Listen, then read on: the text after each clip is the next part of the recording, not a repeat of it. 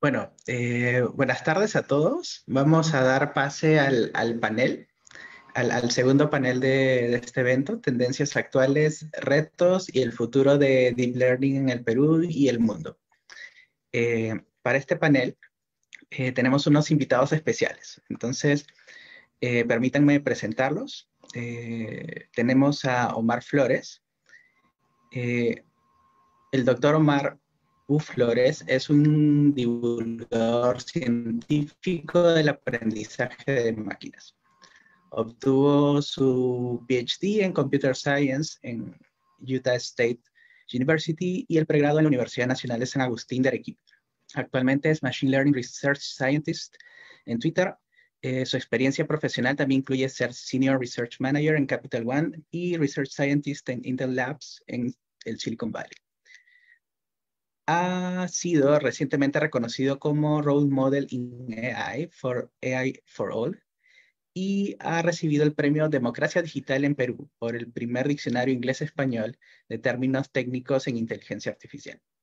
En el 2010, IBM Research le otorgó el premio a la innovación por su tesis de doctorado Real-Time Extraction of Rules to Explain Vehicle Interactions from Traffic Cameras. Omar también forma parte de Latinx in AI, una organización que crea oportunidades en educación e investiga los efectos de la inteligencia artificial en la comunidad de latinos en Estados Unidos. Omar ha publicado más de 20 artículos de investigación científica y 7 patentes sobre inteligencia artificial y computación.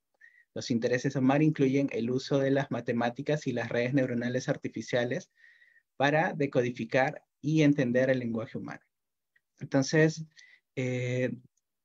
damos la bienvenida a Omar. También tenemos como panelistas a la doctora Aurea Rossi Soriano Vargas y al profesor César Beltrán Castañón, a quienes voy a presentar en breve después de la apertura de este panel con Omar. Entonces, Omar, bienvenido. Muchas gracias por acompañarnos. Hola Pablo, ¿qué tal? Siempre es un gusto conversar con ustedes. Hola Yosimar y hola a toda la comunidad. ¿Me escuchan bien en este momento? Se escucha bien. Buenísimo. Quería compartir con ustedes en los siguientes 10 minutos una investigación que realicé en el pasado. Así que déjame simplemente compartir mi pantalla.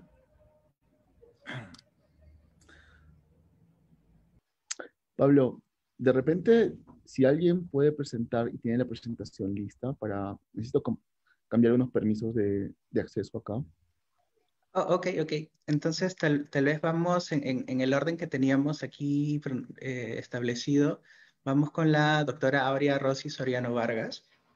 Me gustaría presentarla. Aurea Soriano Vargas actualmente es investigadora y docente colaboradora en la Universidad Estadual de Campinas, Unicamp, en Brasil, y docente invitada en la Universidad Nacional de San Agustín, UNSA, en Perú. Realiza voluntariado en 2 proyectos peruanos, CISAI y Data Science Research Perú. Ella obtuvo un doctorado y una maestría en Ciencias de la Computación y Matemática Computacional por la Universidad de São Paulo, Brasil, en 2018 y 2013 respectivamente. Recibió el grado de bachiller en Ingeniería Informática por la Universidad Católica San Pablo, Arequipa, Perú, en 2009. Hizo una pasantía en la Universidad de California, Davis, en 2015. Sus intereses de investigación son visualización de información, análisis visual, minería de datos visual, procesamiento de imágenes y aprendizaje automático. Entonces, Aurea, te escuchamos. Hola, chicos, es un gusto estar este año otra vez aquí. Bueno, yo preparé una presentación, espero que no sea así demasiado larga. Vamos a ver si es que puedo compartirla. Bueno, como Pablo ya les comentó, yo trabajo dentro de la Unicamp y voy a presentar rápidamente todos los proyectos en los que nosotros estamos participando con Deep Learning y con Machine Learning y tal vez motivar a los estudiantes ahora, si es que quieren hacer una maestría o un doctorado en la Unicamp. ¿Ok? Entonces, ¿dónde es que queda este sitio? En Brasil, en el estado de Sao Paulo y en la región metropolitana de Campinas. Es considerado como el Silicon Valley brasilero. Entonces, hay un montón de empresas, de software para aquellos que realmente tienen interés. Es una ciudad bastante completa, tanto en educación como en industria. Yo pertenezco al Instituto de Computación, en el cual estamos con bastantes proyectos que usan Machine Learning, que usan Deep Learning. Algunos de ellos están volcados al área de la medicina. Por ejemplo, tenemos Deep Learning para el reconocimiento de retinopatía diabética, tenemos para el reconocimiento de las dolencias de Alzheimer. Y hay otro grupo que estamos con Deep Learning y con Machine Learning para la parte de petróleo. Entonces estamos aquí analizando todo lo que es datos para ver cómo predecir, cómo ver estos comportamientos. Y el día de hoy voy a comentarles un conjunto de proyectos que están enfocados en un área nueva. Estos tres están volcados dentro de análisis forense. Estos tres están, bueno, vamos a comenzar, vamos a hablar rápidamente un poquito sobre esta área y sobre los proyectos más importantes o sobre los trabajos más importantes que se han podido ver en los últimos años. Entonces, esta área es denominada análisis forense de datos digitales. Todos nosotros hemos visto una escena de crimen, ya sea por la televisión, por series, dibujos animados incluso, o en vivo. Y hay un principio básico que es el principio de Locke, que nos dice que dentro de un crimen siempre hay rastros, siempre hay algunas características que se quedan, que nos permiten ver qué es lo que pasó, quién es el que fue y en qué condiciones fue que se dio. Este mismo objetivo que es de la forense en general, también es el objetivo del análisis forense de los datos digitales. Entonces, básicamente es un conjunto de técnicas que nos van a permitir explorar estos datos, investigar y sacar ciertas conclusiones que pueden servir como base para un estudio más profundo. Entonces, como ya les comentaba, bueno, varios de ustedes son súper jóvenes, pero para los que son más viejitos, así como yo, ya hemos estado relacionados a crímenes, por ejemplo, en La Pantera Rosa o en El Inspector Trucchini.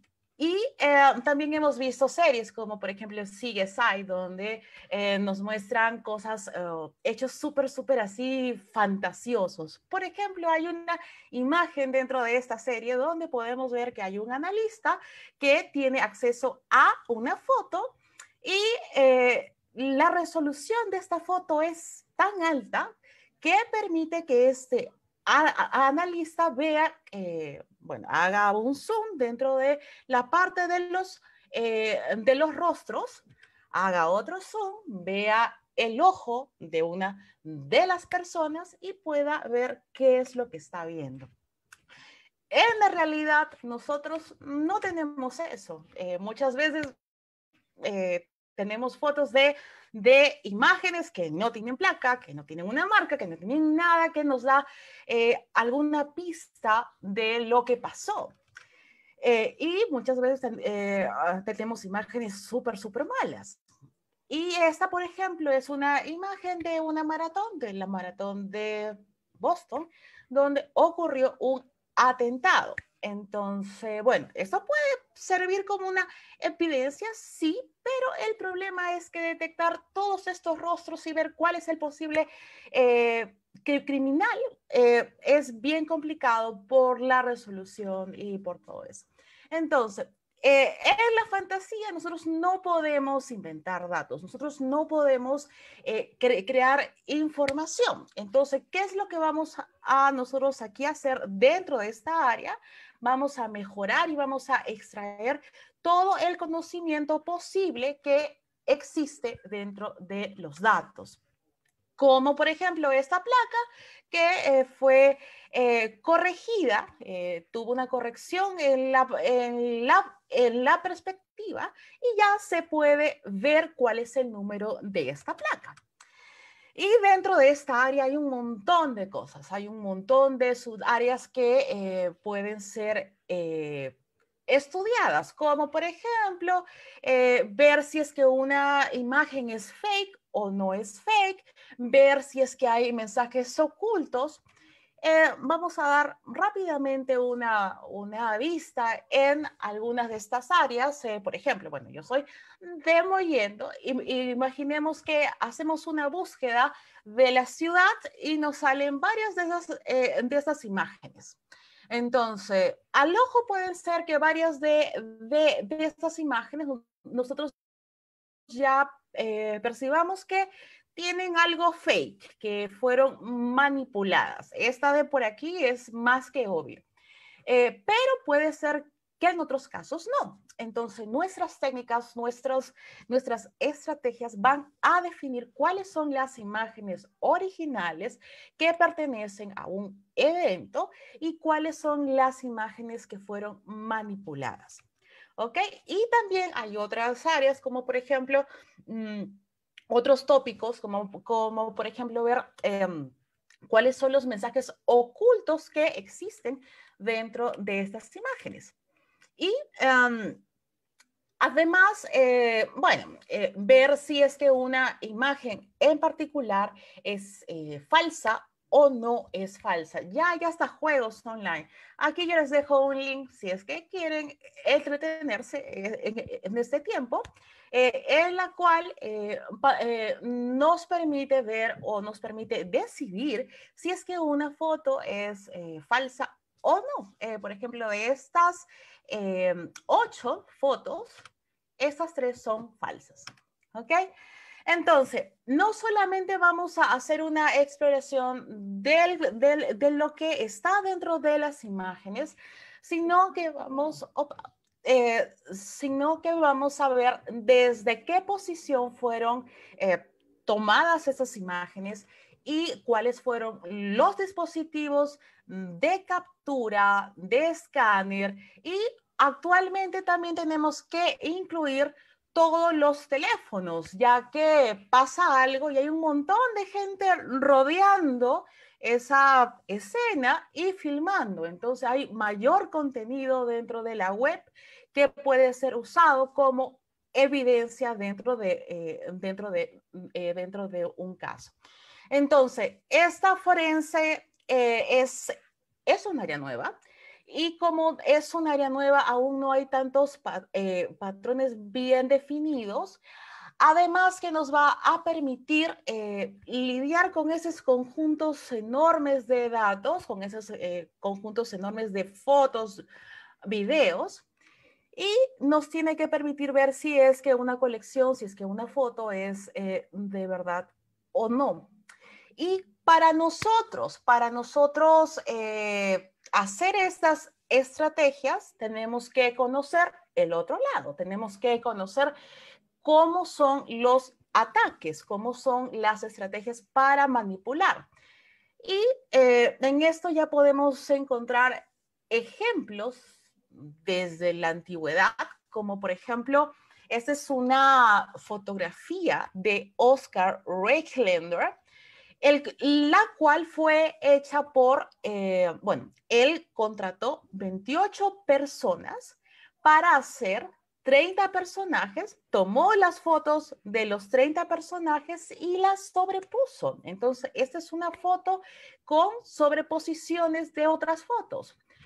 Y podemos ver a Stalin y a Hitler que en un cierto punto se peleaban con las personas y eliminaban de las fotos a estas personas. Podemos ver que también hay ciertos trucos que son usados por los periodistas para dar más realce a un hecho. Por ejemplo, esta foto fue manipulada para que el humo sea mucho más denso y pueda llamar más la atención. Y podemos ver que hay Photoshop por todos lados que también son consideradas como fotos fails. Y en el Perú no estamos aparte de esto. Aquí también, bueno, allá también, porque ahorita yo estoy en el Brasil, también estamos sufriendo una época de fake, de fotos fake, de noticias fake. Entonces, también vamos a poder ver este tipo de cosas. Estas fotos no solamente son creadas por usuarios con técnicas básicas desde un celular o no sé qué, sino que también por ciertas personas que son atacantes que, por ejemplo, usan un método como el splicing, que es de recortar ciertas partes de unas personas, de una foto y ponerla dentro de otra foto y armar esta nueva foto. Hay varias técnicas con las cuales se puede hacer eso. Y una vez que nosotros hemos identificado todos los trabajos, todas las posibles modificaciones, bueno, hay un montón de técnicas y bueno, no tengo mucho tiempo como para contarles, pero existe el otro lado. El otro lado va a ser el de nosotros, el de por medio de nuestros métodos, estrategias, identificar qué fotos son fake y qué fotos no. Una idea básica es usar los PRNU. Los PRNU son tipo una huella digital que cada cámara, cada dispositivo tiene. Va a ser un error que existe en cada cámara, en cada celular. Un método básico va a ser, por ejemplo, dada una foto, vamos a quitarle todo lo que es ruido y vamos a ver si es que el ruido que queda es igual al ruido de la cámara que fue usada. Actualmente ya estamos usando CNNs para detectar ese ruido y para ver cuáles son las áreas, cuáles son las zonas que fueron manipuladas. Y aquí yo les quiero presentar algunos resultados rápidamente. Por ejemplo, aquí en la primera foto hubo un splicing, fue cortado un hombre de una foto y colocado dentro de esta foto. Hicimos también un copiar y mover y un intercambio de las caras y se puede ver que con esta técnica, con la técnica basada en CNNs, es posible ver cuáles son las áreas que fueron afectadas. Y no solamente en fotos, sino que nosotros también podemos ver tipo documentos o facturas que fueron digitalizadas y que han sufrido también algunas modificaciones, como por ejemplo este trabajo que es de Artaud, en el cual se puede ver cuáles son las partes dentro de la factura que fueron modificadas. Y en vivo también hay un caso de Emma González, donde se puede ver cuáles fueron las partes que fueron modificadas. ¿Ok? Entonces, una conclusión rápida es que no crean todo lo que ven. Y esta área necesita de muchos más aportes, de mucha más gente aquí metiendo manos aquí en la masa. Y para los que estén interesados en esta área, pueden mandarme un mail o algo para conversar. Muchísimas gracias. Muchas gracias, Aurea, por la presentación.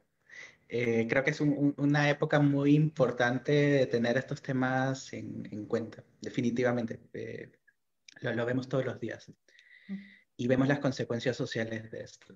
Entonces, me gustaría que podamos pasar a la presentación de apertura de Omar. Entonces, Omar, no sé si estás listo para presentar o si se pudo resolver el problema de compartir la pantalla. Estoy listo. Oh, genial. Entonces, te escuchamos.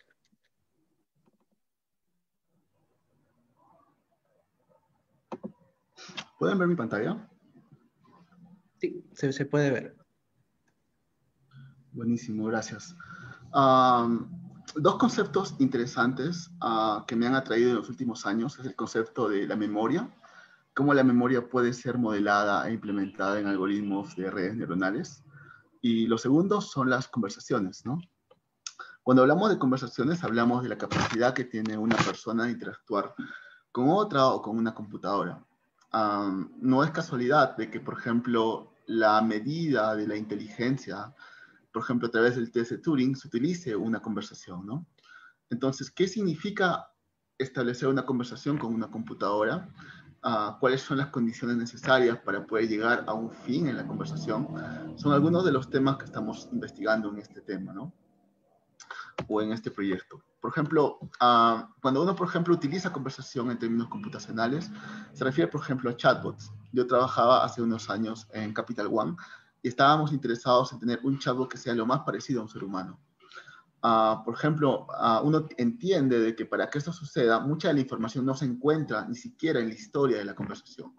Cuando tú interactúas, por ejemplo, con un chatbot, tú entiendes que mucha información se encuentra en una base de datos externa. Por ejemplo, si tú dices, se me perdió mi tarjeta de crédito, necesito básicamente cambiarla o reemplazarla.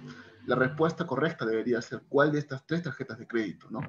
Sabiendo que esta información se encuentra en algún lugar diferente.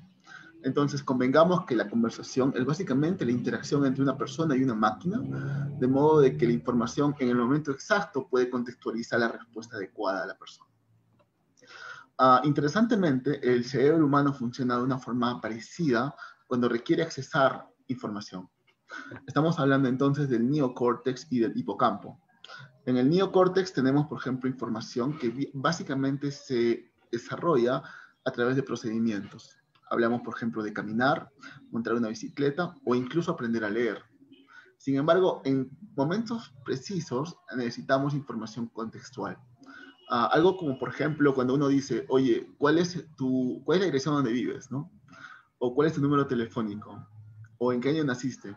Son temas puntuales en el cual tu cerebro básicamente accesa a una dirección y permite extraer información puntual.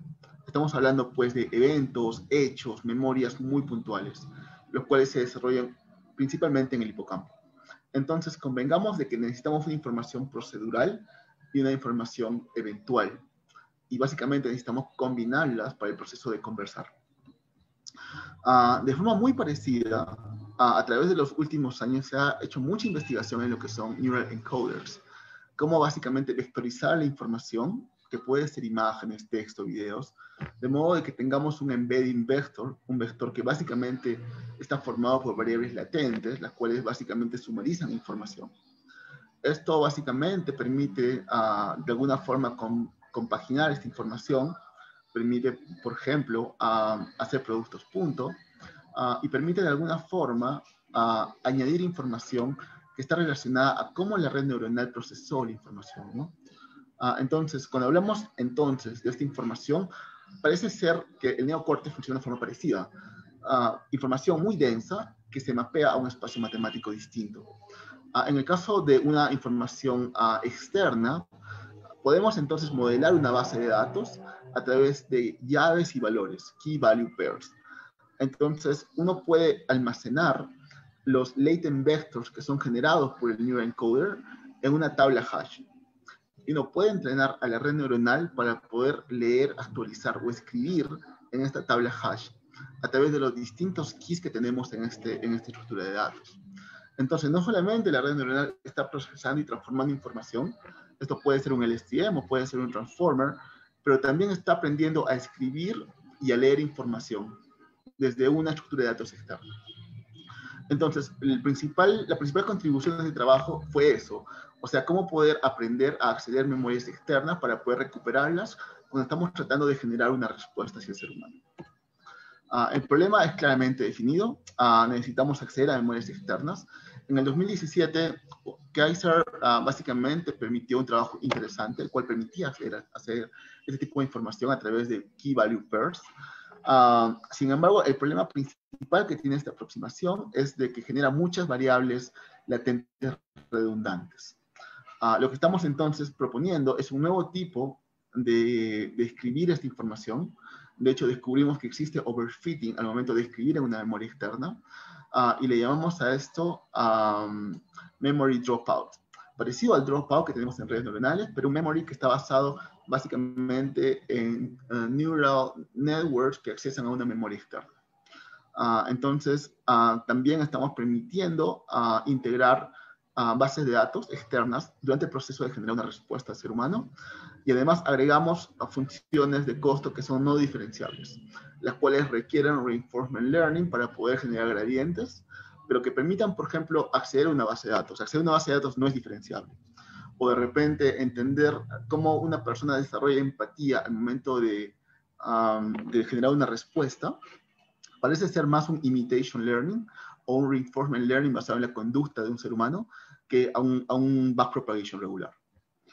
Entonces, esas son las dos contribuciones principales. Por un lado tenemos el memory dropout, que es un nuevo tipo de regularización que funciona en memory neural networks. Y por otro lado, utilizamos este memory dropout para generar conversaciones con seres humanos. Rápidamente, esto funciona a través de Key Value Pairs. Se genera un espacio matemático en el cual tenemos inicialmente mucha redundancia. Sin embargo, se puede generar una distribución gaussiana y se puede simplemente hacer un sample en esta distribución, de modo que podemos saber qué cosa es una memoria redundante y cuál no. Por memoria me refiero básicamente a un latent vector. Y uno puede, basado en esto, generar gradientes, ¿no? Dando prioridad a aquellas memorias que son similares o redundantes, pero que no son tan antiguas. Entonces se puede incluir el concepto de memoria porque el acceso a la tabla hash genera un contador. Mientras más accedes a un latent vector en esta variable o memoria externa, el contador se incrementa. Entonces el concepto de memoria y también de edad de la memoria se toma en cuenta. No voy a entrar en detalle porque tenemos solamente 10 minutos para explicar en detalle, a grosso modo, todo esto. Sin embargo, quiero mostrarles los experimentos que fueron muy interesantes. Utilizamos el Stanford Multi-Turn Dialogue y el Cambridge Restaurant Dataset. Ambos son datasets muy conocidos para modelar conversaciones artificiales. Utilizamos como métricas el Blue Score y también el Entity F1 Score. Entity F1 porque queremos básicamente durante la conversación generar entidades y queremos saber si estas entidades son correctas o no. Si tú preguntas, por ejemplo, oye, se me acaba de perder mi tarjeta de crédito X, ¿me puedes por favor generar una nueva? Y el sistema finalmente, al final de la conversación, te dice, esta es tu tarjeta X y este es el número de cuenta. Entonces está recuperando esta entidad y te está dando el valor adecuado para ella, ¿no? A eso le llamamos un task completion, una completitud de tarea. Lo interesante es de que sin memory dropout, que es básicamente la forma como actualizamos la memoria externa, vemos claramente que tenemos un overfitting. La exactitud es muy alta en el training dataset y es muy baja en el evaluation dataset. Sin embargo, eso no sucede cuando tenemos memory dropout. Tenemos menos exactitud en el entrenamiento y tenemos mucho más exactitud comparado al otro método durante el validation dataset. Entonces estamos resolviendo el concepto de overfitting para este tipo de memorias. Luego el Average Pearson Correlation Value, que mide básicamente la dependencia lineal entre dos vectores, es mucho menor, reflejando una menor conjunto de elementos redundantes, ¿no? Asumiendo que estos contienen una combinación lineal. comparado a otros dos métodos que no tienen esta estrategia. Y finalmente, el F1 Score es el más alto para tanto el Stanford Dataset como el Memory Restaurant. Y en ambos casos representa el estado del arte para estos dos datasets. Entonces, el trabajo que hicimos básicamente daba el estado del arte para generar conversaciones que generaban el concepto de task completion, que era básicamente recuperar el valor de la entidad correcta en el momento adecuado al final de la conversación. Entonces, lo que hicimos después fue simplemente añadir reinforcement learning para de alguna forma entender cómo algunas personas, seres humanos, podían tener una mejor respuesta, o podían generar empatía, o podían básicamente sumar los rewards. El concepto de reward era básicamente si la respuesta era adecuada, en el sentido de que la combinación de palabras durante el decoding step y un sequence-to-sequence neural network generaba básicamente una secuencia de palabras las cuales parecían ser más naturales que simplemente una generada por computadora, ¿no? En ese sentido, se podía penalizar con +1 si estaba adecuada la palabra en el paso del decoding, y 0.1 si es que no era el caso. Eso era muy interesante porque era posible encontrar una variable una función de costo que era no diferenciable, pero que permitía básicamente generar gradientes a través del reinforcement learning. Esto añadió en promedio 1.5% a los resultados en ambos datasets, permitiendo hacer un fine-tuning utilizando reinforcement learning para un language generation model. Eso es todo por mi parte. Simplemente quería conversarles acerca de esta investigación que me pareció interesante, y recalcar el hecho de que muchas veces la respuesta no se encuentra dentro del sequence-to-sequence modeling. Muchas veces el diálogo o la historia del diálogo no contiene suficiente información. Si queremos generar inteligencia artificial, la cual permite básicamente generar un concepto de que es algo natural o que es algo que parece inteligente, es necesario entender de que necesitamos acceder a datos externos. Muchas veces la respuesta adecuada está en el contexto, y el contexto es mucho más allá de los datos que tenemos en el training dataset. Entonces, ese era principalmente el mensaje que quería compartir con ustedes. Gracias. Muchas gracias, Omar, por tu presentación. Creo que es muy interesante. Vemos también en el diálogo estas formas en que la inteligencia artificial empieza a impactar en la sociedad, ¿no? Como también nos conversaba Aurea, ¿no? Ok, con imágenes, con multimedia, hay, digamos, interacción de la sociedad. También tenemos esto con el diálogo, ¿no? Entonces vamos con nuestro tercer panelista, el profesor César Beltrán Castañón. Permítanme presentar. El profesor César Beltrán Castañón es profesor principal e investigador senior en la Pontificia Universidad Católica del Perú, en el área de Ciencias de la Computación. Es doctor en Bioinformática y magíster en Ciencia de la Computación por la Universidad de San Paulo, en Brasil. Ha tenido una estancia postdoctoral en la Universidad Texas A&M. Es expresidente de la IEEE Computer Society Perú entre el 2019 y 2020. Actualmente es el líder científico del grupo de inteligencia artificial de la PUC, IAPUC. Líder científico del Centro de Innovación Científica y Desarrollo Tecnológico en Ciencias de la Computación de la PUC también. Entonces, sin más preámbulo, me gustaría dar la bienvenida al profesor César Beltrán. César, te escucho. Gracias, Pablo. Gracias. Un honor estar acá. No, solamente he sacado una cuenta. El currículo de Omar ha sido como 2 minutos, creo que lo has leído, y el mío lo has leído en 15 segundos. O sea, es la diferencia, el peso que hay, ¿no? Frente a Omar. No, y el de ahora también te has demorado como 30 segundos, casi 1 minuto el de ahora, así que el currículum Sí, no es nada frente a ellos. Por ahí que he tenido que saltar entre inglés y portugués, tal vez es también un poquito...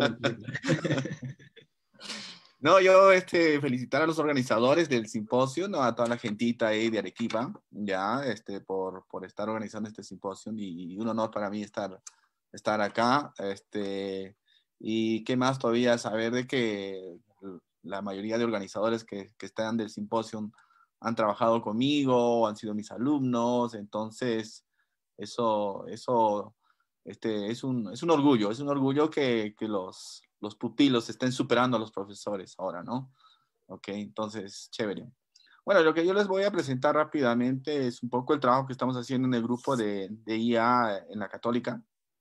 Y bueno, y un poco para también estimularlos a que ustedes sigan en esta línea, ¿no? De trabajo, que en el país no hace falta bastante, ¿no?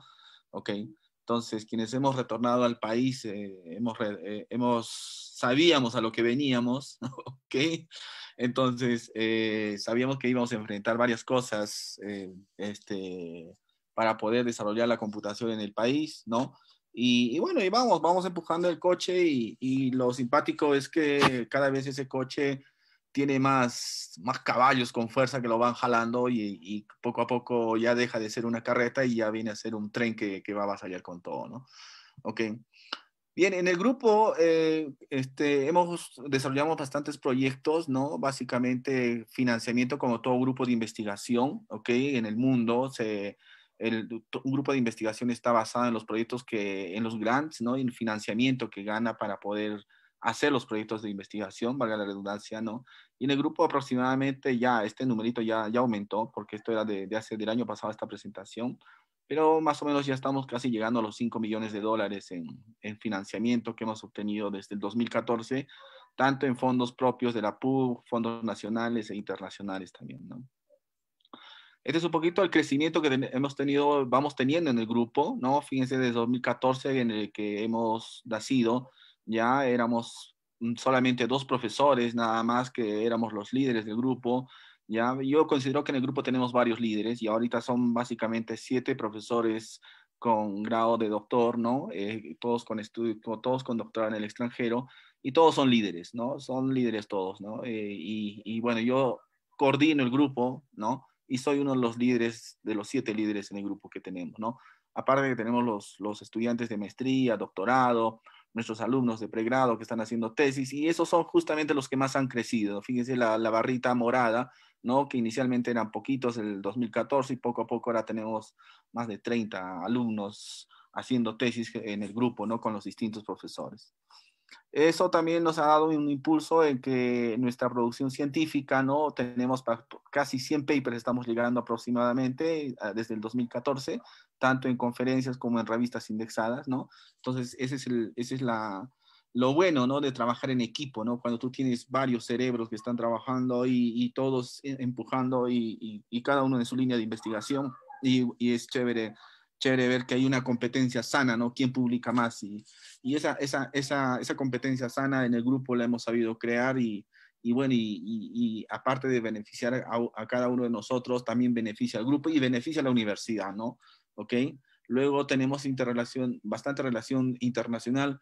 Y lo bueno de todo esto es que estas relaciones internacionales las hemos concretado o están siendo concretadas básicamente por ex miembros o muchachos que han pasado por nuestro grupo, han sido alumnos de pregrado, de posgrado y ahora están haciendo sus maestrías, doctorados en el extranjero, ¿no? Y entonces nosotros estamos ahí en contacto siempre con ellos para poder hacer trabajos o nos visitan o los visitamos y estamos en ese plan, ¿no? ¿Ok? Y todo ese impulso que hemos ido teniendo ha tenido unos resultados bien simpáticos, ¿no? A nivel de universidad, ¿ya? Y esto ha hecho de que la Universidad La Católica estemos nosotros considerados dentro de las 20,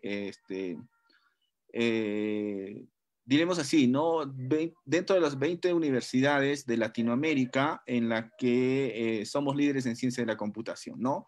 Si ustedes van al ranking QS, ¿no? Y hacen clic en el subject de ciencia de la computación, ahí nos van a encontrar, ¿no? A la Católica, ¿ok? Y inclusive que estamos encima de algunas universidades brasileñas, ¿no? Ese es un honor para nosotros.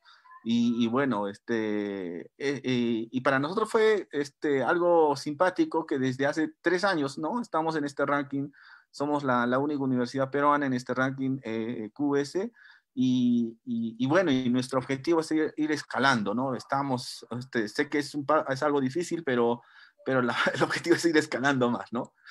Las líneas de investigación que tenemos básicamente son de trabajo en Machine Learning, ¿no? Y estamos trabajando en Bioinformatics, Computer Vision, procesamiento de lenguaje natural. Ahora este subgrupo, diríamos, nosotros consideramos a los que trabajan en procesamiento de lenguaje natural un subgrupo dentro del grupo, ¿no? Entonces son bien fuertes estos muchachos y los investigadores que tenemos acá en la línea de NLP, ¿no? Entonces hay varios proyectos, son los que más están dominando ahorita dentro del grupo, ¿no? Y también obviamente los Computer Vision 2D y 3D, ¿no? Estamos trabajando también en ingeniería de conocimiento, que básicamente ahorita viene la onda de los grafos, ¿no? Entonces, estamos entrando en ese graph machine learning también, ¿ok? Para poder hacer proyectos. ¿Qué es lo que estamos buscando nosotros como grupo, ¿no? Estamos queriéndonos potenciar, ¿no? Porque básicamente ahorita a los niveles que estamos trabajando, básicamente es el nivel científico, ¿no? ¿Ok? El nivel científico y también el nivel de formación, ¿ok? Pero más como grupo de investigación, nosotros trabajamos en el nivel científico.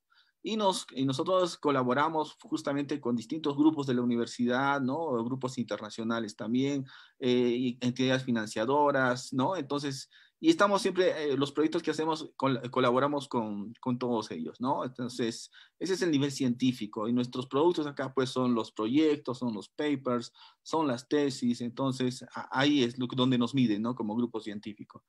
Pero cada vez nosotros recibimos mayor demanda de la parte de la sociedad, es decir, tanto de entidades del Estado como también entidades privadas, ¿no? Que quieren hacer proyectos con nosotros.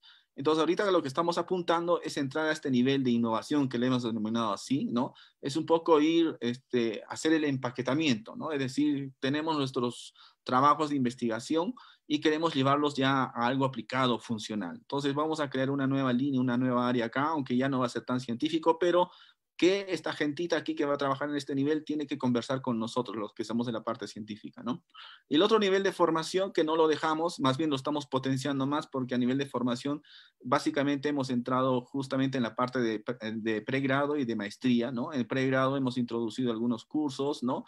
Pero ahorita estamos buscando justamente lo que es potenciar la maestría con otra nueva mención, que es la mención de ciencia de datos, porque tenemos la mención de ciencia de la computación, y además tenemos también proyectado, ¿no?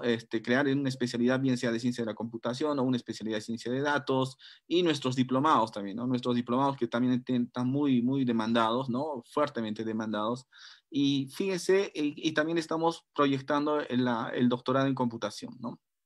Entonces estamos con una fuerza bien, bien interesante para poder potenciar toda esta parte de formación, porque finalmente, ¿no? Tanto lo que es el nivel científico, tanto el nivel de innovación, se sostiene en la formación. ¿Ok? Por eso que estos tres bloquecitos aquí sostienen a todo, ¿no? Sostienen a todo. Entonces, si no tenemos recurso humano, no podemos avanzar mucho, ¿no? Entonces, eso es algo muy importante para nosotros. Y justamente ya creo que es la primera vez que lo voy a anunciar públicamente, ¿no? ¿Ok? Y valga este evento para poder hacer público de que nosotros vamos a ofrecer becas de doctorado en computación a partir de este año, ¿ok?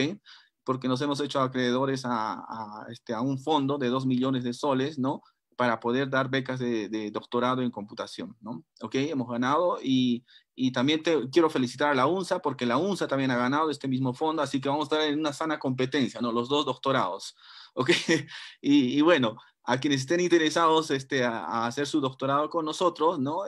Pueden contactar con los grupos que son parte de este doctorado, que van a ser el grupo de inteligencia artificial, ¿no? El laboratorio de procesamiento de señales e imágenes digitales, que lo lidera Paul Rodríguez, ¿ok? Y el laboratorio de imágenes médicas, que lo lidera Roberto Lavarello y Benjamín Castañeda, ¿no? Que son gentita que de muy buen nivel, ¿no? Y de parte del grupo de inteligencia artificial están todos los investigadores, profesores del grupo, ¿no? ¿Ok? Entonces ahí tenemos 10 becas que las vamos a convocar a partir del próximo mes. Así que quienes estén interesados pueden postular también para nosotros. Lo otro son nuestros diplomados que también están con muy, muy buena demanda, tanto el diplomado de Data Analytics como el de Inteligencia Artificial.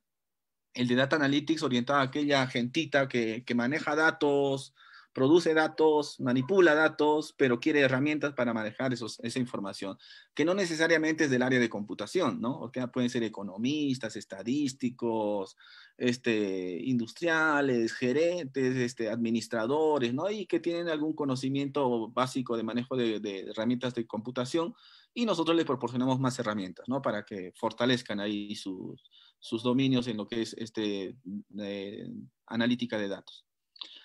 Y en inteligencia artificial sí exigimos de que tengan un skill de programación. Y este es el diplomado un poquito más para la gente de developers, ¿no? Los que hacen desarrollo de software, ¿ok? Y quieren conocer técnicas de IA para poder introducir en sus desarrollos, ¿no? Entonces, ambos diplomados están muy bien demandados y nuestro próximo inicio será a partir de marzo, ¿no? ¿Ok? Esta es la gentita que es parte del equipo, ¿no? Sí, de los diplomados especialmente, ¿no? La diferencia que nosotros tenemos con otros diplomados es que toda nuestra gente es PUC, ¿ok? Es de la universidad, los tienen ahí con nosotros, ¿ok? No son profesores que te dan, que son del extranjero y solamente los ves una vez a la semana, ¿no? Acá puedes molestarlos, puedes contactarlos, están ahí, nosotros también estamos ahí, ¿no? Y tampoco somos como en otros diplomados que vemos por ahí, que solamente tienes uno o dos profesores que dan todo el diplomado, ¿no? Acá no, es una variedad de gente que tienes bastante experiencia, ¿no? Entonces, esa es la diferencia que nosotros tenemos, ¿no? ¿Qué proyectos tenemos dentro de sí de lo que es el IAPUC? Y esto lo paso rápido porque para nosotros, ¿no? Como grupo de investigación peruano, para nosotros hacer proyectos en beneficio del país es lo que más nos interesa, ¿no? Y para nosotros consideramos al Perú, al país, como una gran fuente de información, una gran fuente de datos. Y tenemos muchos problemas en el país que sé que a través de inteligencia artificial podemos ayudar a resolver, ¿no? Y entre esos problemas tenemos, pues, por ejemplo, lenguas originarias, tenemos todo lo que es arqueología, documentación histórica, biodiversidad, tenemos cantidad, ¿no? Entonces creo que lo que falta son manos, ideas hay, ¿ok? Y falta gente, ¿no? Como también lo dijo Aurea, ¿no? Falta gente. Y en el país, en nuestro país, falta mucha más gente todavía, ¿no? ¿Ok? Algunos proyectos, estos fueron proyectos iniciales que iniciamos donde aplicamos Machine Learning tradicional, diremos así, ¿no? El Machine Learning donde hacíamos Feature Extraction y aplicábamos técnicas de Machine Learning tradicional, ¿ok? Luego ya vinieron nuestros proyectos con Deep Learning, ¿ok? En sí tenemos ahorita corriendo 4 proyectos, ¿no? Este es de procesamiento de imágenes satelitales para poder detectar áreas de inundación, ¿no? Por huaicos. Aquí tenemos, por ejemplo, para poder hacer predicción de calidad del aire, también estamos utilizando Deep Learning. Aquí estamos haciendo un sistema de visualización para simular inundaciones, también se está utilizando Deep Learning. Y aquí es la reconstrucción y conservación de piezas arqueológicas en 3D, ¿no? Que también se utiliza Deep Learning también, ¿no? Entonces, ese es un poco los proyectos que estamos haciendo, ¿no? Así que por esto de la pandemia, creo que se ha vuelto muy importante en nuestra área, nuestra línea de investigación, ¿ok? Y como lo mencionaba también, lo que hace falta son manos, porque en el país, la gente que hacemos o trabajamos en inteligencia artificial, para contarlo con los dedos, creo que todos somos amigos, nos conocemos, sabemos quiénes somos, y no hay que ir muy lejos para poder saber quién está trabajando en qué, ¿no? ¿Ok? Bueno, básicamente eso. Una vez más quiero felicitarlos y gustoso de poder estar participando acá en la mesa. Un abrazo.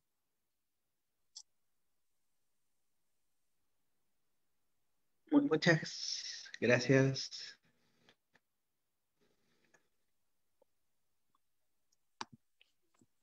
Entonces, bueno, muchas gracias César por la presentación. Vamos a pasar ya a la parte del conversatorio de esta mesa. Tenemos algo de tiempo. Y bueno, tenemos la aplicación para que puedan dejar preguntas. Entonces, los que nos están siguiendo por Facebook o acá también por YouTube o por los otros canales, pueden usar esa aplicación, que es un link de Slido, y déjenos preguntas. Yo estoy monitoreando y vamos a ir conversando a partir de ahí también. Eh, la primera pregunta, bueno, tal vez el primer tema que creo que nos atañe en este panel es cómo está el ecosistema de inteligencia artificial en el Perú y qué podemos aprender, por ejemplo, del Silicon Valley, el de Estados Unidos y el de Brasil, ¿no? Que nos comentaba Aurea, que es Campinas, ¿no? Entonces, de hecho, yo he seguido un poco lo que pasa en Brasil y hay cosas muy interesantes. Hay muchas lecciones que podemos tomar, ¿no? Y ni qué decir de Silicon Valley en California, en Estados Unidos, ¿no? Entonces, tal vez me gustaría comenzar con Omar, que nos puedas contar un poco de qué hay allá y qué podemos tener aquí y qué ya hay acá tal vez y qué sería nuestro siguiente paso, ¿no? Sobre el ecosistema de inteligencia artificial.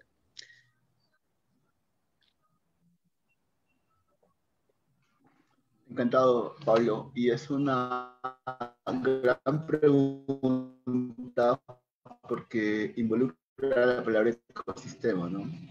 Ecosistema no es más complejo que un sistema, es una interacción de distintos sistemas. Y algo que siempre me llamó la atención de Estados Unidos, incluso esta interacción constante entre industria y academia, ¿no? De hecho, muchos de los heads of artificial intelligence entre profesores, que como César, por ejemplo, son muy buenos, son estrellas en sus institutos, y con el tiempo han desarrollado toda una industria, obviamente manejas o administras recursos humanos, que no solamente se comporta como ingeniero, sino también como investigador. Entonces tiene sentido traer un profesor bueno, ¿no? Entonces, si yo pudiera rescatar una cosa, sería esta interacción constante entre empresa, gobierno y universidad. No solamente a nivel de fondos, pero también a nivel de data, a nivel de problemas, a nivel de algoritmos, a nivel de interns que van a las empresas y también a nivel, por ejemplo, de que la empresa da información, da datos para que puedan ser compartidos con los profesores, ¿no? Alguien dijo alguna vez de que la empresa es una fuente inagotable de problemas y la universidad es una fuente inagotable de soluciones, ¿no? Entonces, a mí me gustaría ver eso más replicado en Perú. Me gustaría que el Interbank le dé a César, por ejemplo, a 1 millón de las últimas conversaciones relacionadas a call centers, ¿no? Para ver qué puede hacer y pueda sacar un paper muy interesante que luego surja como un potencial puesto de trabajo en Interbank, ¿no?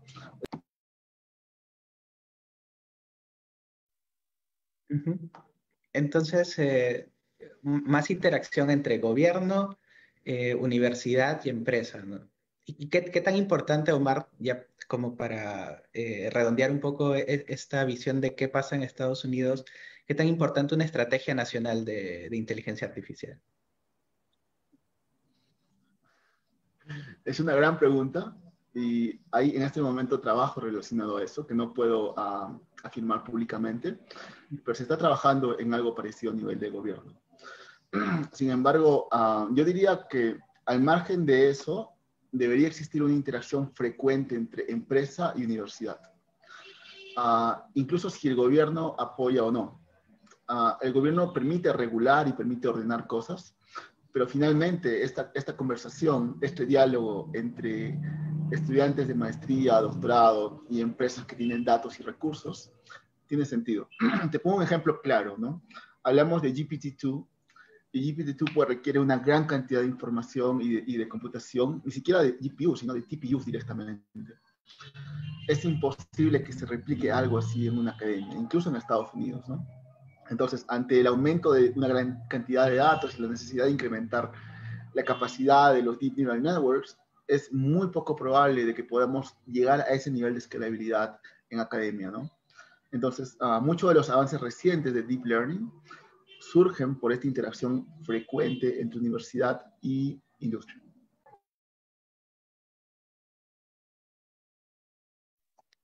Gracias, Omar. A mí me gustaría preguntarle ahora a Aurea de cómo es esta realidad, pero en Campinas, ¿no? Ya un poquito más cerca al Perú, pero igual yo sé que hay muchas cosas muy interesantes sucediendo en ese ecosistema. Hola, bueno, ante todo, muchísimas gracias y es un honor estar frente a Omar y el profesor César Beltrán, que fue mi profesor hace muchísimos años. Bueno, Campinas es una realidad bien distinta. Hay muchísimas empresas, hay muchísimas sedes. Y lo interesante es que la UNICAMP está bien conectada a este lado empresarial. Muchísimas de las becas, muchísimas de las bolsas de los fondos vienen de estas empresas. Actualmente, por ejemplo, yo estoy dentro de un proyecto oficial que es dado por la Shell, Brasil, y esta conexión entre empresa y universidad es bastante fuerte y permite que haya más avances científicos. Como ya muchos saben, el país como país en general está enfrentando un momento político bastante tenso, ya que el presidente actual es casi contra la ciencia, está cortando recursos de varios lados, pero una de las cosas que está haciendo que la ciencia no se detenga son estas empresas que están aquí apoyando. Eh, yo sé que, por ejemplo, en el Perú las cosas están evolucionando muy, pero muy bien, porque ya hay becas dadas por el gobierno, becas por COSITEC, y esto, o sea, yo veo que Perú tiene un gran futuro, y si las cosas siguen en esta línea, yo creo que Perú puede hacerle hasta la competencia que a Brasil. Es bueno saberlo. Y sobre estas estrategias nacionales en Brasil sobre inteligencia artificial, ¿hay algo que se esté trabajando o es algo que está sucediendo muy orgánicamente en esta interacción de empresas y universidades? Eh, a ver, una de las cosas que se está haciendo mucho es la internacionalización. Hay bastante flujo de profesionales científicos de Estados Unidos, Europa, que vienen aquí, pasan un tiempo, aportan conocimiento, llevan un poco de nuestro conocimiento para allá, y estas cosas y este flujo hace que el avance sea mucho más rico. Yo creo que el hecho de que los proyectos sean multiculturales, solo para comentarles, dentro de mi grupo hay un italiano, dos iraníes, una china, bueno, hay bastante gente de otros sitios, y es muy rico ver cómo es que gente con otro conocimiento, bueno, no con otro, con más conocimiento aplicado en ciertas áreas puede contribuir a un proyecto. Entonces, y eso no es solamente del sitio donde yo estoy. Yo sé que la CAPES pone como un requisito que la internacionalización sea muy importante, ya sea de gente de fuera que venga aquí o que gente de aquí vaya para otros sitios. Entonces, yo creo que ese es otro punto importante que Perú tiene que copiar. Exacto. Creo que todos vamos a concordar que hay mucha riqueza en la diversidad, ¿no? Y a distintos niveles, ¿no? Entonces, cuanto más diversos sean nuestros equipos, creo que todos ganamos mucho, ¿no? Y la ciencia progresa así. Entonces, me gustaría darle el pase ahora al profesor César Beltrán para que pueda contarnos un poco cómo ve el ecosistema de inteligencia artificial en el Perú y cuáles son tal vez las responsabilidades de un grupo de inteligencia local, ¿no? O sea, yo sé que el grupo de inteligencia artificial de la PUC está trabajando, por ejemplo, en traducción de lenguas nativas, ¿no? Entonces, ok, tenemos unas características globales en la inteligencia artificial, pero también cuestiones que responder como sociedad, ¿no? Entonces, César, tal vez nos cuentas un poquito más.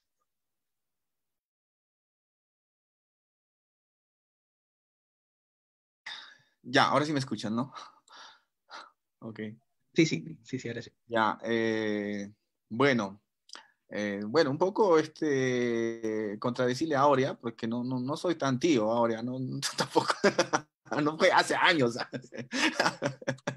Hace unos cuantos. Para comenzar no me tiñe el pelo, para comenzar no me tiñe el pelo. Eso es debatible, ¿no? Sí, solo Omar que ya se tiñe el pelo. ¿No? Sí. Bueno, yo la verdad, yo quiero ser sincero, ¿no? El ecosistema en Perú es, en IA sobre todo, ¿no? Estamos hablando de computación todavía, ¿no? Es muy, muy rezagado, ¿no? Ok, estamos muy, muy rezagados, ya, y más todavía en inteligencia artificial, ¿no? Entonces, yo creo que como yo mencionaba en la tarde también que estaba conversando con muchachos, ¿no? Para poder desarrollar inteligencia artificial, ¿no? Y eso eso lo sabemos todos, hay tres factores habilitantes, ¿no? ¿Ok? Primero es el recurso humano, ¿ok? Porque si no tienes recurso humano que desarrolle las técnicas, trabaje en los proyectos, conozca el dominio de inteligencia artificial, ¿no? Y no es una cuestión que lo sepa de uso, sino tiene que ser el fundamento de las cosas, ¿no? Porque para que use, cualquiera lo puede usar, ¿no? Puede aplicar o utilizar cajas cerradas. Eso no es nada complicado. Sino gente que conozca el fundamento de las cosas, lo tenemos poquísimo en el país, ¿no? O sea, los que tenemos doctorado en el tema, para contar con los dedos, ¿no? ¿Ok? Entonces, no, estamos muy rezagadísimos en ese sentido. Luego, datos, ¿no? Lo decía Omar, ¿no? O sea, las empresas deben compartir datos, ¿no? Entonces, en el Perú, la pandemia nos demuestra eso, ¿no? O sea, los datos que nos da, por ejemplo, el MINSA, apenas sirven para sacar los histogramas que en el colegio hemos aprendido. ¿Entiendes? ¿No? No sirven para hacer investigación científica, ¿no? O sea, no te dan información que te permita hacer investigación científica sobre, digamos, la pandemia. No hay, ¿no? Entonces, son datos totalmente que no son útiles, ¿no? Y lo otro que conversaba también en la tarde, no son datos representativos. Nosotros que trabajamos en inteligencia artificial, necesitamos datos que sean representativos en este sentido de que si nosotros vamos a entrenar unos modelos con datos que nos están dando, por ejemplo, del gobierno, de las instituciones, ¿será que simplemente nos están mostrando una partecita de todo el universo y no vaya a ser que nuestros modelos de aprendizaje van a sufrir bias o el bias va a ser alto, ¿verdad? Entonces, ese es otro problema. ¿Quién controla o quién analiza o verifica y dice si los datos que se están disponibilizando, por ejemplo, son correctos, son adecuados, son útiles? No hay nadie, no hay ninguna organización en el país que vele por eso, ¿no? Entonces es triste eso, tampoco. Y el tercer factor habilitante es la infraestructura, ¿no? Nuestras redes de comunicación son lentísimas, ¿no? O sea, solamente en las ciudades tenemos algo de velocidad, ¿no? Y peor en el interior del país no contamos para nada, ¿no?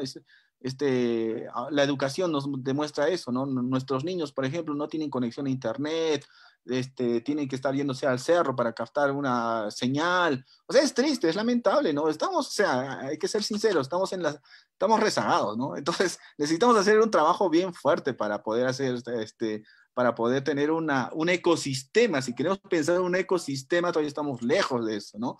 ¿Ok? Y lo otro es que la empresa privada, ¿no? Es bonito pensar, digamos, ¿no? La empresa, el gobierno y la universidad deben trabajar juntos. Sí, pero eso es algo que siempre lo hemos escuchado, ¿no? Pero nunca se ha dado, nunca se ha dado. Es más, siempre nos han dicho que la empresa y la universidad siempre están divorciados, ¿no? Pero mi pregunta, Eva, ¿algún momento han estado casados para que haya divorcio? No, o sea, ¿no? Si tú dices que has estado divorciado, en algún momento ha habido un matrimonio, ¿no? ¿Entiendes? Pero creo que nunca ha habido un matrimonio, es más, nunca ha habido ni enamoramiento siquiera, ¿no? Entonces, por gusto hablamos de divorcio, porque nunca ha habido enamoramiento siquiera, ¿no?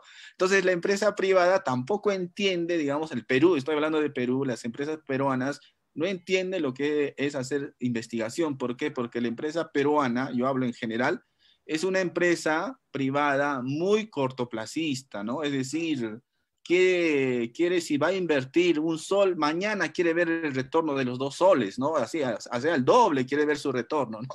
Entonces, no hay esa conciencia de que yo voy a invertir y esto voy a invertir en investigación y eso va a ser me va a dar resultados a mediano plazo, ¿no? O si no a largo plazo, pero estoy invirtiendo, ¿no? Como lo manifiesta, ¿no? Hacer internship en las empresas, pagar a esos muchachos para que hagan internship, darles proyectos, compartir los datos, todo ello, ¿no? O sea, la empresa privada no entiende eso, no lo entiende y es muy cortoplacista, ¿no? Entonces también hay que ir martillando ahí.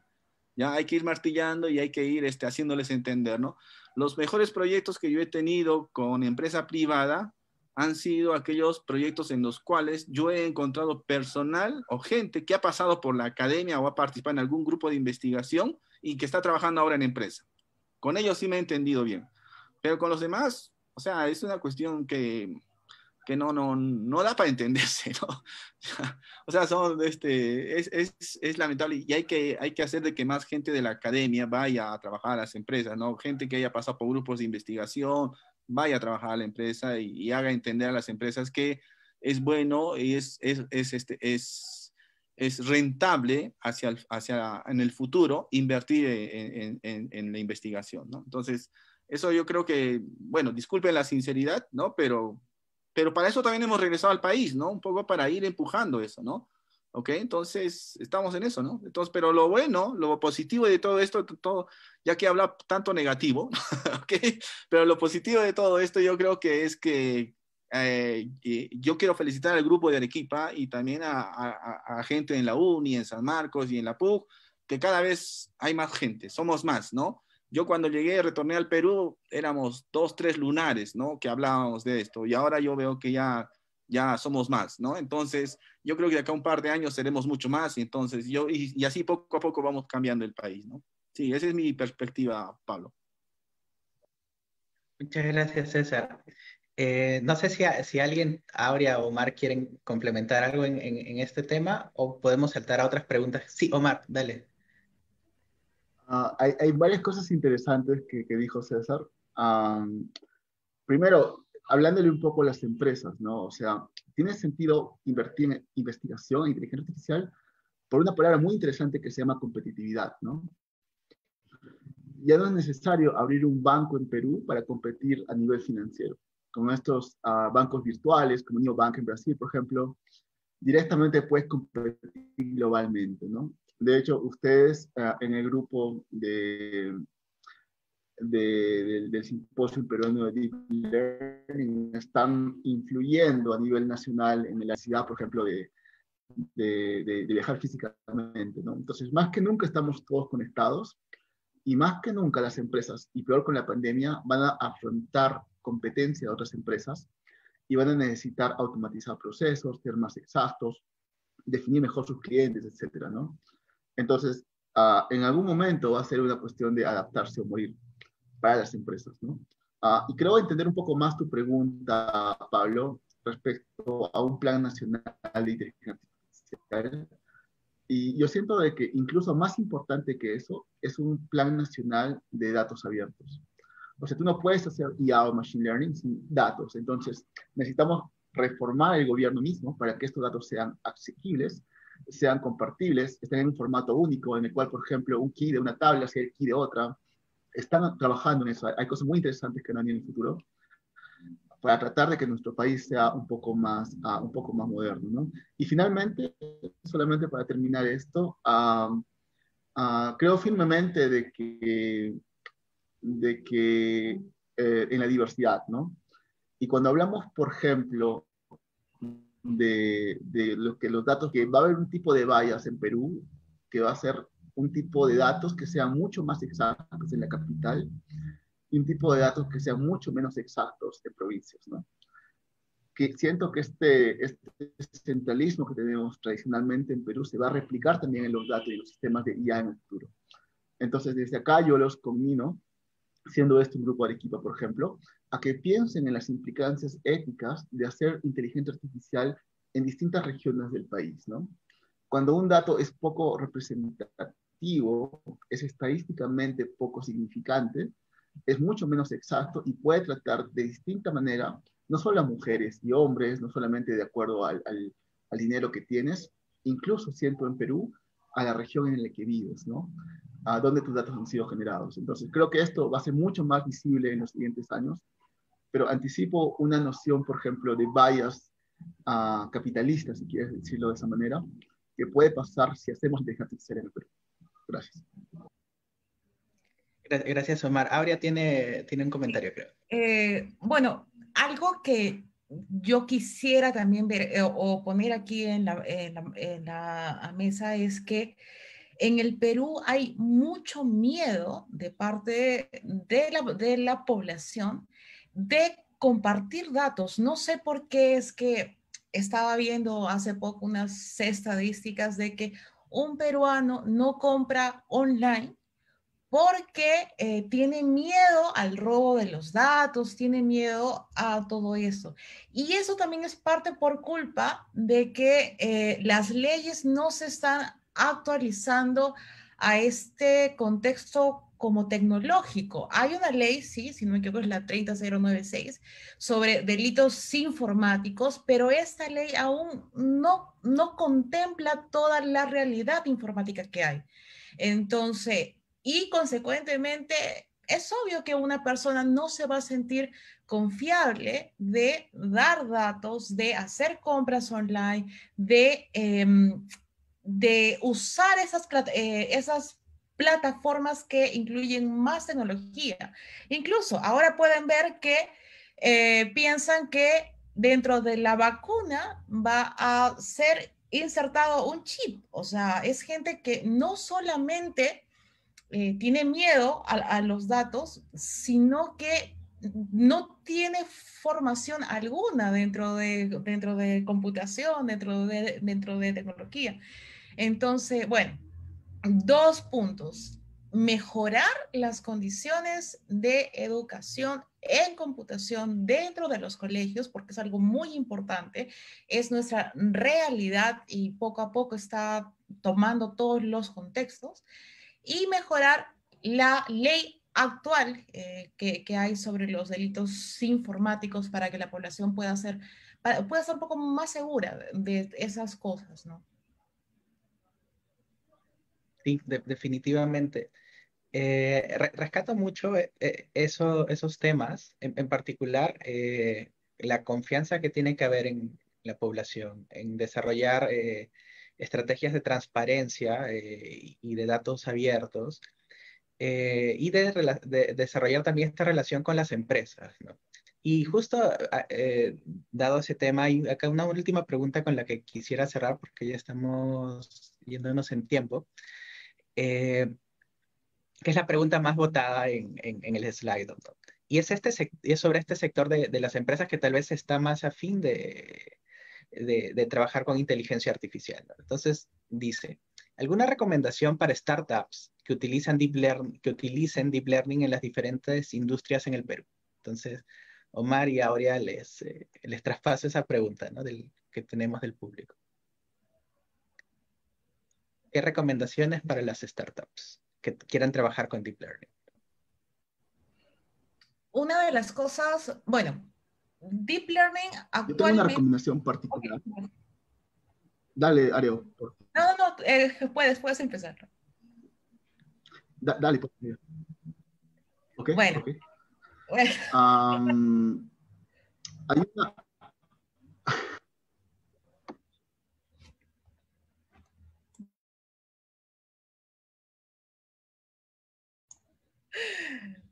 Bueno, empiezo. Entonces, una de las recomendaciones que yo doy es que lo que sucede es que muchas veces se está usando Deep Learning como una caja negra. Su naturaleza es compleja, pero una de las cosas que los clientes quieren es entender lo que está pasando con sus datos, cuáles son las partes que se están activando, cuáles son las partes que están siendo usadas para predecir, para tener un resultado. Entonces, uno de los consejos que yo doy es que utilicen técnicas de explicabilidad, o sea, que no hagan tipo una plataforma cerrada que meten los datos y mágicamente salen sale un resultado. que den las herramientas a los clientes para que puedan entender qué es lo que sucede con sus datos. Gracias, gracias, Aurea. Omar, te escuchamos.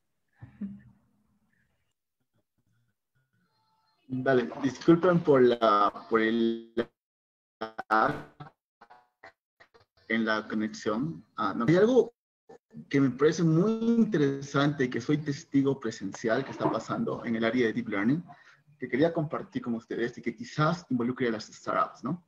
Y es el concepto de pre-training y fine-tuning.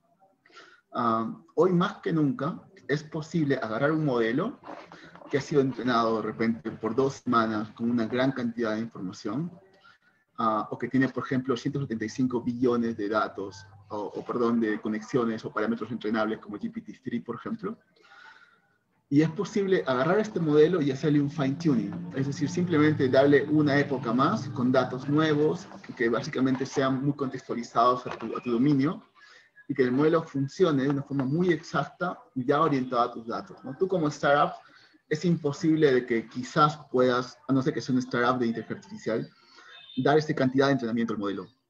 Pero sí es posible, incluso utilizando Google Colab, darle una época más, ¿no? De repente darle 12 horas más de gradientes.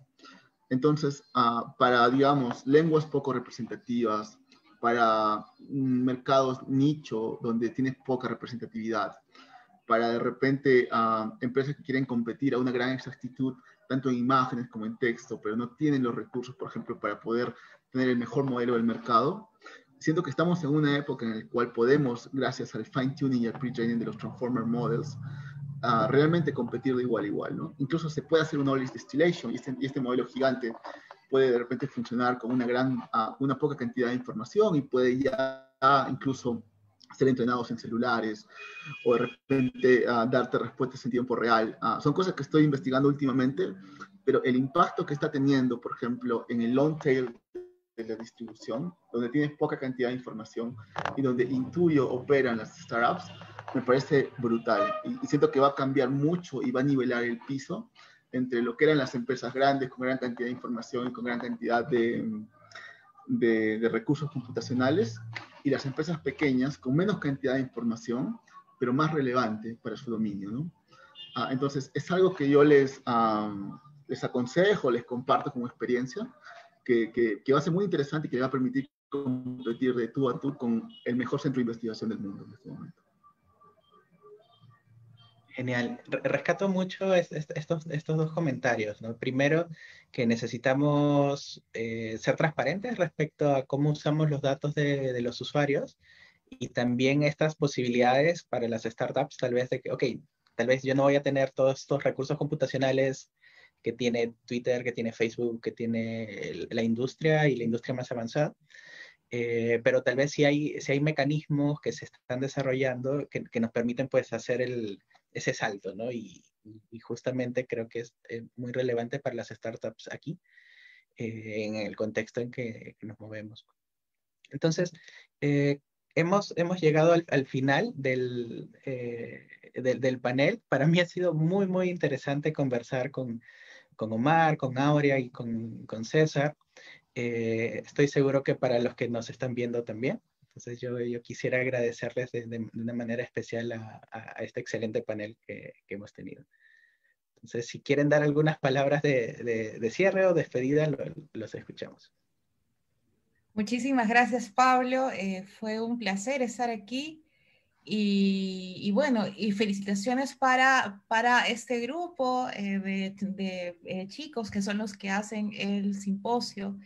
Y pues desearles muchísimos años más dentro de esto. Muchísimas gracias. Muchas gracias, Pablo. Sabes el cariño que te tengo y cuántas veces nos hemos encontrado en conferencias y todo esto. Es un placer estar contigo y con Aurea en el panel. Gracias especialmente a los organizadores por este gran evento. Estoy siempre pendiente de las cosas que están haciendo. Cuenten conmigo como un amigo personal para las cosas que necesiten, ya sea para discutir un tema de investigación o para poder, digamos, solamente hacer un brainstorming sobre cosas, ¿no? Lamentablemente César no está para desmentirle en persona que no me tiño el pelo ni nada parecido. No sé si él podrá decir lo mismo, pero al menos queda en la grabación para que él pueda escucharlo más tarde, ¿no? Habiendo dicho esto, estoy muy contento de estar acá y una buena noche para todos. Muchas gracias. Sí, siempre es un gusto encontrarlos. Yo sé que con Omar nos hemos cruzado en dos o tres eventos ya, en Estados Unidos, en Montreal también. Con Aurea no he tenido el gusto, pero yo estudié el Instituto de Computación de la Ya. Unicamp y viví en Campinas como 5 años. Creo que Entonces, yo te he visto ya siento la proximidad, ¿no? dentro del Slack. Si no me equivoco, aún tú estás Ah, dentro sí, a del veces Slack. posteo Sí. cosas, posteo cosas en Slack Ajá.